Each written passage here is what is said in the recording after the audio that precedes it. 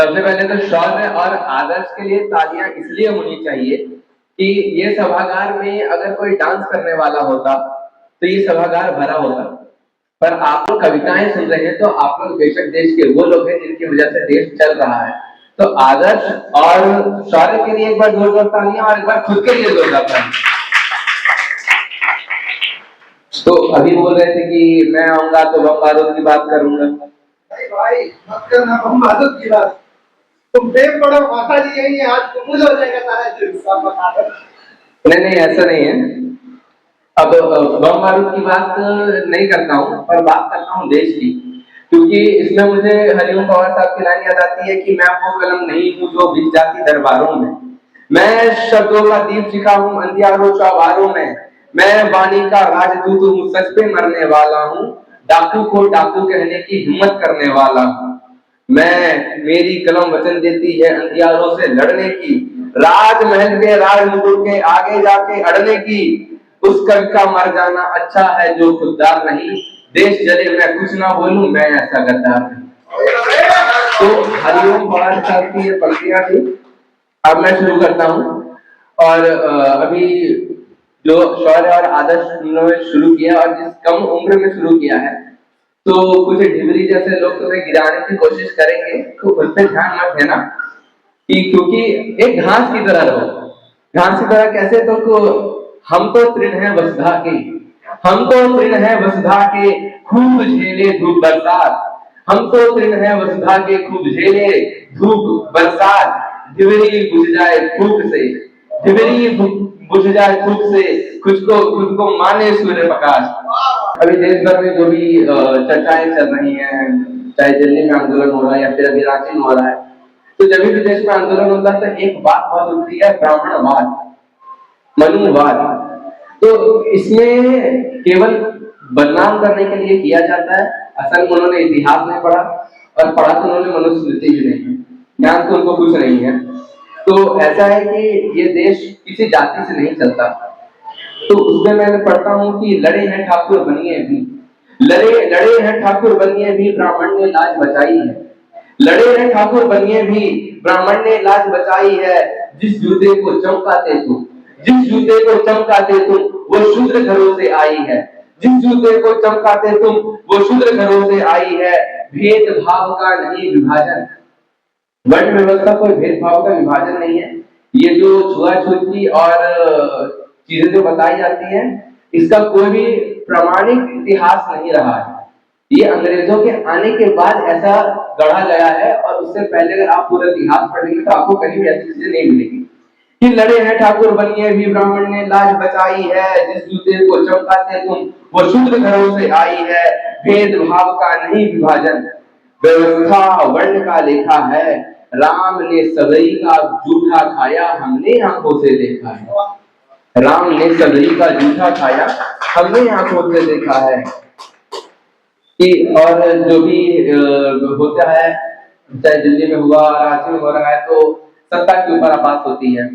तो सत्ता के ऊपर बात होती है तो जब आप किसी ऐसे पार्टी के खिलाफ बोल दे जो आपके विचारधारा को सहयोग नहीं करती, तो भाजपा वाले कह देंगे कांग्रेस के, कांग्रेस वाले कह देंगे भाजपा के। तो ऐसा है कि हम दोनों तरफ के कहने वाले लोग हैं। तो सत्ता के गलियारों में अच्छे मौका पाएंगे, हम वोट देंगे जो भी अच्छा होगा। तो सत्ता के गलियारों में अच्छे मौका पाएंगे, वर्तमान कार्य करोगे अच्छा तो बिल्कुल सराहे जाएंगे, कार्य करोगे अच्छा तो बिल्कुल सराहे जाएंगे, पर गलत करोगे काम यदि, गलत करोगे काम यदि तो याद रहे ये नेताजी, गलत करोगे कार्य यदि तो याद रहे ये नेताजी, फिर मोदी हो या कोई गांधी सब फटकारे जाएंगे, फिर मोदी हो या कोई गांधी सब फटकारे जाएंगे।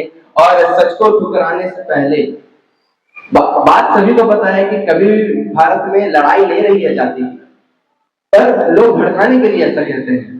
तो सच को ठुकराने से पहले बात जरा ये याद रहे, सच को ठुकराने से पहले बात जरा ये याद रहे, वर्तमान पर धरो ध्यान और आगामी का ज्ञात रहे, वर्तमान पर धरो ध्यान और आगामी का ज्ञात रहे, याद रहे कितने वीरों ने रक्त दिया तो सांस मिली, याद रहे कितने वीरों ने रक्त दिया तो सांस मिली, सत्ता से चाहे लड़ो खूब, पर राष्ट्र हित का ज्ञात रहे, पर राष्ट्र हित का ज्ञात रहे। अभी हमारे नेताजी बहुत लेट से आए, अब आप आए हैं तो आपके माध्यम से कुछ बातें मैं मोदी जी से बताना चाहूंगा कि भारत की रक्षा में अब कुछ करना सीखो मोदी जी। अब भाजपा क्या पहुंचा देंगे कि भारत की रक्षा में अब कुछ करना सीखो मोदी जी, भारत को इजराइल बनाकर लड़ना सीखो मोदी जी। कब तक दो चार मार कर माहौल करोगे ठंडा तुम, अब तो पाकिस्तान की हालत गाजा कर दो मोदी जी, अब तो पाकिस्तान की हालत गाजा कर दो मोदी जी। कि अब मैं थोड़ी बातों के ऊपर आता हूँ, इस धरती पे आता हूँ कि है नमन प्रथम इस धरती को, है नमन प्रथम इस धरती को, फिर नमन है गंगा का पानी, है नमन प्रथम इस धरती को, फिर नमन है गंगा का पानी, है नमन है माता भवानी को, सन विद्या की माँ महारानी, है नमन तुम्हें है माताओं, है नमन तुम्हें है माताओं, जिसने धरती पर राम जने। इस देश में चाहे किसी भी धर्म के पैगंबर हो या किसी भी धर्म के भगवान हो, उनको आना जब धरती पे था तो उनको माताओं की जरूरत पड़ी, और माताओं के बिना कोई भी कार्य सफल नहीं होता। आप चाहे शिक्षा करें तो भी आपको माता सरस्वती के पास जाना पड़ेगा, और अगर आपको कोई उद्यम खड़ा करना है तो भी माता लक्ष्मी के पास जाना पड़ेगा, और अगर आपको शक्ति चाहिए तो माता जगदम्बा के पास जाना पड़ेगा। तो है नमन प्रथम इस धरती को, फिर नमन है गंगा का पानी, है नमन है माता भवानी को, सन विद्या की माँ महारानी, है नमन तुम्हें है माताओं, जिसने धरती पर राम जने, है नमन तुम्हें है माता शक्ति, जिसने बिरसा चौहान जने, जिसने बिरसा चौहान जने। पर अक्सर हम एक बात कहते हैं कि ये देश, ये धरती वीरों को जन्म देती है, तो हमसे ये प्रश्न किए जाते हैं तो अगर वो वीरों को जन्म देती है तो वो आज वीर क्यों नहीं दिख रहे हैं। तब मैं पढ़ता हूँ कि ये धरा जहाँ की माताएं यह गीत सुनाया करते। वीर कभी जन्म लेते नहीं है, वीर बनाए जाते हैं। जब एक राजमाता जीजाबाई ने जन्म लिया तो उन्होंने छत्रपति शिवाजी महाराज, छत्रपति संभाजी महाराज जैसे वीर बनाए जिन्होंने मुगल साम्राज्य को उखाड़ के फेंक दिया। जब एक माँ ने भगत सिंह को जन्म दिया तो उन्होंने भगत सिंह को जब बनाया तो पूरा का पूरा अंग्रेज साम्राज्य उखाड़ कर फेंक दिया। तो जरूरत है, तो माताओं को जानने की जरूरत है कि ये धरा जहाँ की माताएं यह गीत सुनाया करती थी। क्या थी ये धरा? ये धरा जहाँ की माताएं यह गीत सुनाया करती थी, अपने नन्हे बच्चों को जो वीर बनाया करती थी। ये धरा जहाँ लक्ष्मीबाई ने दुश्मन को ललकारा था, ये धरा जहाँ जीजाबाई ने महाकाल को पाला था, गंगा यमुना सरस्वती का संगम जो त्रिवेणी था। आज हमारे घर की बेटियां रील बना रही हैं, और रील बनाना गलत चीज नहीं है, लेकिन जिस तरीके से बनाया जा रहा है वो गलत है। तो ये धरा जहाँ की माताएं यह गीत सुनाया करती थी, अपने नन्हे बच्चों को जो वीर बनाया करती थी। ये धरा जहाँ लक्ष्मीबाई ने दुश्मन को ललकारा था, ये धरा जहाँ जीजाबाई ने महाकाल को पाला था, गंगा यमुना सरस्वती का संगम जो त्रिवेणी था, गंगा यमुना सरस्वती का संगम जो त्रिवेणी था।